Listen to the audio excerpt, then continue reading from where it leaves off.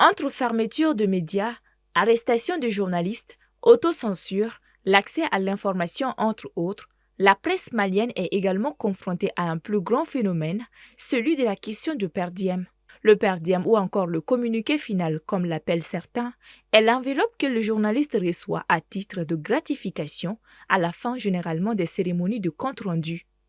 Aujourd'hui, la question de per diem est une réalité et constitue un obstacle à la déontologie du journalisme, dans la mesure où elle joue parfois sur le traitement de l'information par les journalistes concernés. Le per diem que les journalistes appellent sur le terrain le communiqué final, ce n'est pas une bonne pratique. En réalité, un journaliste doit faire son travail sans contrepartie. Mais le problème qui se pose aujourd'hui, c'est qu'il y a ce que j'appelle la responsabilité des patrons de presse. Dans beaucoup d'organes de presse au Mali, les journalistes viennent en qualité de stagiaires. Ils peuvent faire 5-6 ans, toujours stagiaires, pas de salaire, et ils ne sont pas inscrits au niveau de l'INPS. L'année dernière, j'ai vérifié au niveau de l'INPS, les prestations sociales, sur pratiquement 700 médias au Mali, radio, télé et presse écrite, à peine 20 ont inscrit leurs agents au niveau de l'INPS. Donc il y a une précarité qui est là, un patron de presse qui envoie un journaliste sur le terrain qui ne lui donne pas le prix de carburant, le prix de transport et qui dit va te débrouiller et le journaliste n'a pas de salaire, comment il fait pour vivre? Du point de vue de certains observateurs, la question de per diem existe parce que les journalistes ne bénéficient pas aujourd'hui de meilleures conditions de travail, ce qui expliquerait cette longue file perçue au terme des cérémonies de compte-rendu. Avant de dire pourquoi il ne doit pas le faire aujourd'hui, la question est de savoir pourquoi un journaliste va à toucher un per diem. Et la réponse, elle est claire, nette.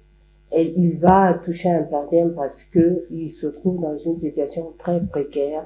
La condition du journaliste, déjà l'exercice de son métier, lui met dans une précarité telle que c'est sans contexte. On sait que dans nos organes, majoritairement, il faut le dire aujourd'hui, c'est pas en ne disant pas qu'on va résoudre les problèmes, c'est que beaucoup n'ont pas de couverture sociale. Je pense que la lutte contre la perception maintenant des per diem sur le terrain, on pourra mener cette lutte, mais tant que les patrons ne s'assument pas correctement, ça va être difficile de combattre ce phénomène. D'autres considèrent le per diem comme un encouragement et une motivation pour le journaliste. Ils donnent surtout l'opportunité aux journalistes de joindre les deux bouts dans des conditions de précarité. Et ceux qui organisent aussi ces événements, c'est des comptes rendus. Et généralement, les per diem et autres, là, c'est dans les comptes rendus qu'on gagne ça. Ceux-là aussi qui font ces activités-là également font de telle sorte qu'ils ont en tête qu'une fois que je donne aussi de l'argent, les journalistes auront le courage vraiment de bien traiter mon information.